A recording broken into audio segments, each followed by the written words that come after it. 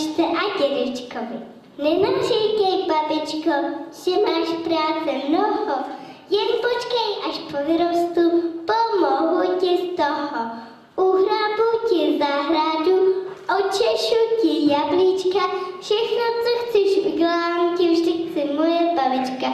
Ty dědo se taky netrav, že jsi na všetko sám. Za rok, za 2, za 3, do práce se s tebou dám. Až tu práci uděláme, sliznem za ní med, pojedeme